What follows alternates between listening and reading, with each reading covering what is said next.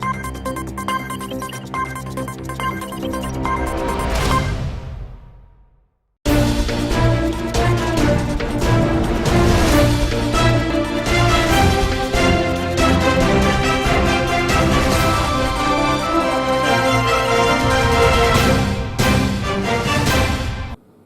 Seemanchal news में आपका स्वागत है। आपके साथ मैं हूं अफसाना। खबरों को जानेंगे विस्तार से, लेकिन उससे पहले आज के हेडलाइंस। काफी धूमधाम से मनाया गया वैसाखी पर्व, चलता रहा भजन कीर्तन का आयोजन। कब्रिस्तान से शवों की चोरी को लेकर हुआ हंगामा, मंत्री गौतम देव ने दिया कार्रवाई का आश्वासन।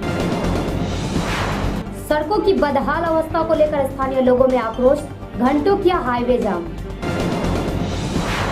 अलीपुरद्वार में तृणमूल कांग्रेस के समर्थकों में हुई बढ़ोतरी, 100 लोगों ने थामा तृणमूल का झंडा।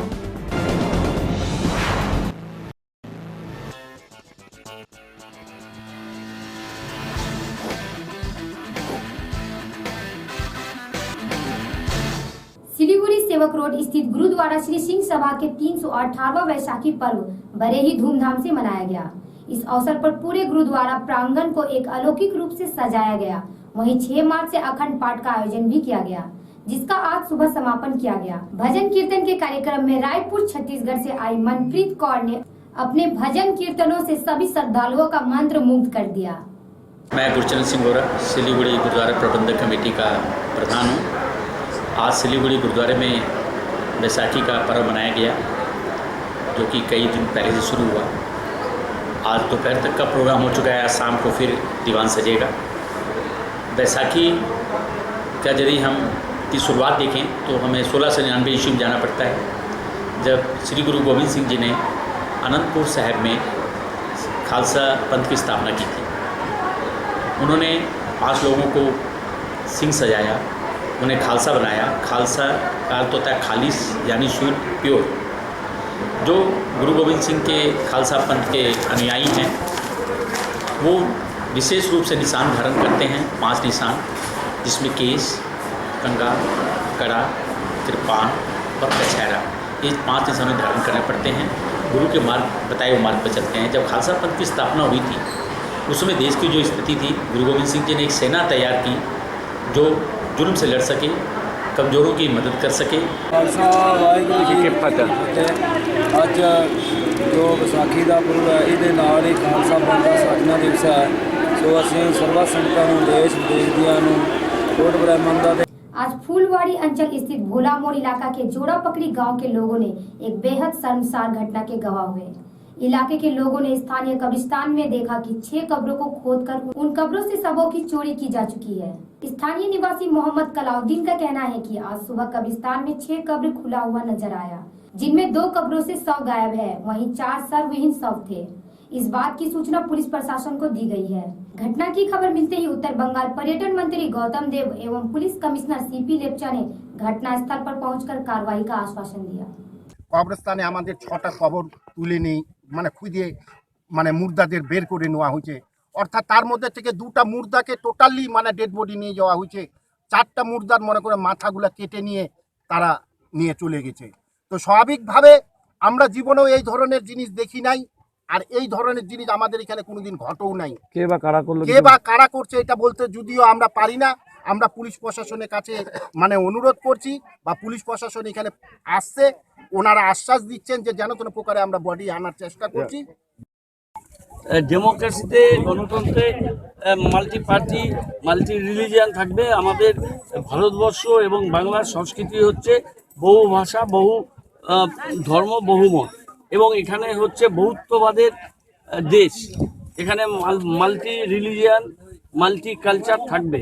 আর নানা ভাষা, নানা মত, নানা পরিবার, বিবিধের মাঝে দেখো মিলন মহান। এটা আমাদের কবিগুরুর এই যে বাণী, বৈচিত্র্যের মাঝে ঐক্য, এই সুরকে নিয়ে আমরা চলছি। এখানে এতদিন ধরে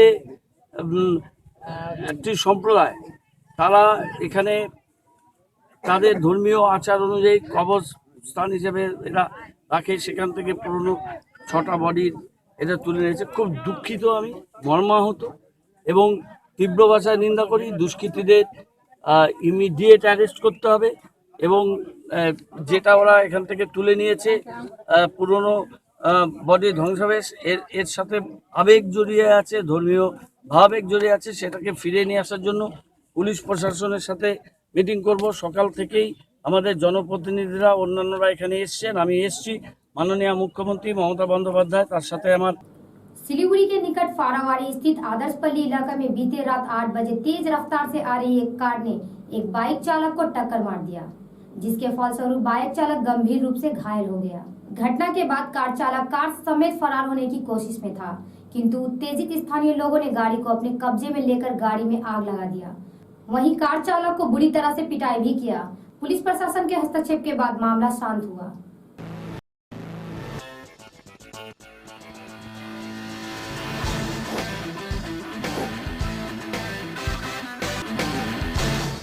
कालचिनी ब्लॉक के दलसिंहपाड़ा इलाके में विगत एक सप्ताह में 3 बड़ी सड़क दुर्घटनाएं हुई तथा इस सड़क दुर्घटना में 2 व्यक्तियों की मौत हो गई। सूत्रों के अनुसार दुर्घटना का मुख्य कारण दलसिंहपाड़ा के 48 नंबर एशियन हाईवे बनाए जाने के क्रम से सड़कों पर काफी बड़े बड़े गड्ढे खोदे जाने को माना जा रहा है, जिसके तहत इलाके के लोगों द्वारा भूटान की ओर जाने वाली सड़क को 1 घंटे तक अवरुद्ध रखा। वहीं स्थानीय व्यवसायियों का आरोप है कि रास्ते में कई जगहों पर लोहे का रड निकला हुआ है, जिसके कारण आवाजाही बाधित होता है।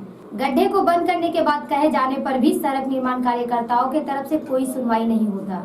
जयगांव थाने के ओशी विराज मुखर्जी ने इलाके के लोगों को आश्वासन दिया कि जल्द ही ट्रैफिक व्यवस्था को दुरुस्त किया जाएगा तथा सड़क निर्माण कार्यकर्ताओं से बैठक कर समस्या का समाधान कर लिया जाएगा। अब लेते हैं एक छोटा सा ब्रेक, तब तक बने रहे सीमांचल न्यूज के साथ। अगर आप डिजाइनर परिधानों के शौकीन हैं तो चले आइए माँ बिमला गारमेंट इस्कॉन मंदिर के निकट। यहाँ आप सभी प्रकार के men's wear, kids where, formal and casual designer shirts, trousers, drapes और डिजाइनर लेडीज सूट्स काफी किफायती दामों पर खरीद सकेंगे।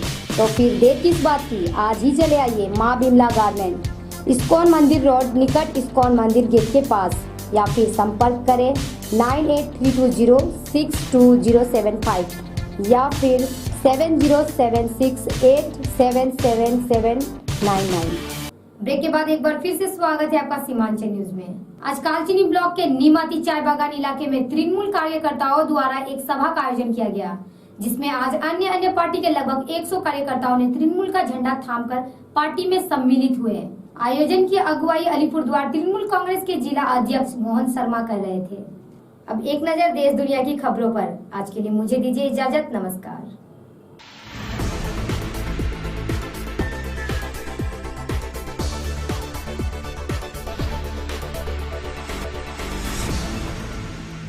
नमस्कार, देश दुनिया की खबरों में आपका स्वागत है। नजर डालते हैं आज की सुर्खियों पर। प्रधानमंत्री नरेंद्र मोदी के इजरायल दौरे से बड़े रक्षा समझौतों की संभावना। कुलभूषण मामले पर पाकिस्तान के पीएम और सेना प्रमुख ने कहा, हम दबाव में नहीं आएंगे। आम आदमी पार्टी के संयोजक सह मुख्यमंत्री अरविंद केजरीवाल को सूचना एवं प्रचार निदेशालय का नोटिस। फिल्म अभिनेत्री सोनाक्षी सिन्हा ने कहा, अब मैं बॉलीवुड में रिस्क लेने को तैयार हूं। फिल्म हाफ गर्लफ्रेंड का पहला गाना बारिश हुआ रिलीज, फिर बारिश में भींगी श्रद्धा कपूर। किसी भी भारतीय प्रधानमंत्री का यह पहला इजरायल दौरा है। पीएम मोदी इस दौरे से बड़े रक्षा समझौते होने की संभावनाएं भी हैं। इस दौरे पर एंटी टैंक मिसाइल और नेवल एयर डिफेंस सिस्टम की खरीद की डील हो सकती है। गौरतलब है कि भारत इजरायल का सबसे बड़ा हथियार आयातक देश है। खबरों के मुताबिक भारतीय सेना के लिए स्पाइक एंटी टैंक मिसाइल और नेवी के लिए बराक 8 एयर मिसाइल्स की डील अगले 2 महीने में पूरी हो सकती है। यह सौदा लगभग $1.5 बिलियन का होगा, जिसके बाद भारत के बेड़े में लगभग 8000 मिसाइलें आ जाएंगी। पिछले सप्ताह भारत ने मध्यम और लंबी रेंज तक मार करने वाली कई मिसाइलों का सौदा किया है, जो कि लगभग $2 बिलियन का था। इस सौदे के तहत 2025 तक सेना को पूरे तौर पर आधुनिक करने का है। इसमें पीएम मोदी का मेक इन इंडिया काफी अहम रोल निभाएगा।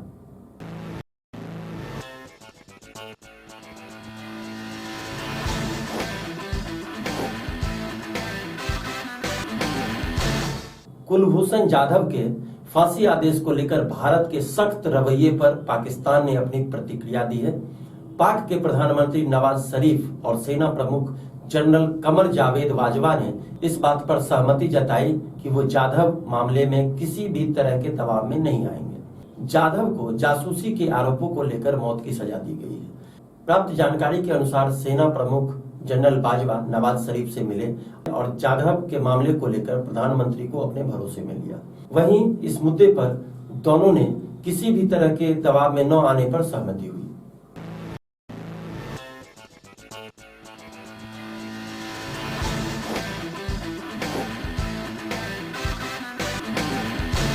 उपराज्यपाल अनिल बैजल के आदेश पर दिल्ली सरकार ने सत्तारूढ़ आम आदमी पार्टी से सरकारी विज्ञापनों में सार्वजनिक कोष के दुरुपयोग मामले में वसूली की कार्रवाई शुरू कर दी है। दिल्ली सरकार के सूचना एवं प्रचार निदेशालय ने आप संयोजक और मुख्यमंत्री अरविंद केजरीवाल को 97 करोड़ 14,69,137 रुपए का रिकवरी नोटिस भेज दिया है। इस नोटिस के मुताबिक विभाग ने प्रदेश कांग्रेस अध्यक्ष अजय माकन द्वारा दायर याचिका पर दिल्ली उच्च न्यायालय के फैसले का हवाला देते हुए यह कार्रवाई की है। आरोप था केजरीवाल सरकार ने उच्चतम न्यायालय द्वारा निर्धारित विज्ञापन नीति का उल्लंघन किया है।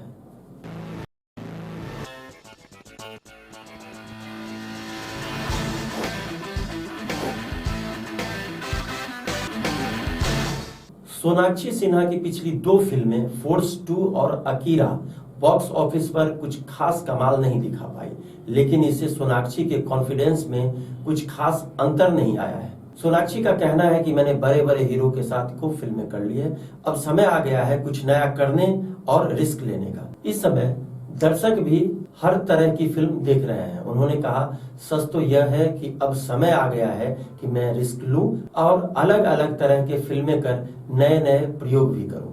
बॉक्स ऑफिस के नजरिए से सोनाक्षी सिन्हा की सोलो फिल्म अकीरा एक फ्लॉप फिल्म मानी जाती है, लेकिन सोनाक्षी का कहना है कि अकीरा पहली ऐसी फिल्म थी जिसकी सफलता की जिम्मेदारी उन पर थी, इसलिए वह फिल्म की ओपनिंग से लेकर आगे तक हर दिन के कलेक्शन पर नजर रखती थी।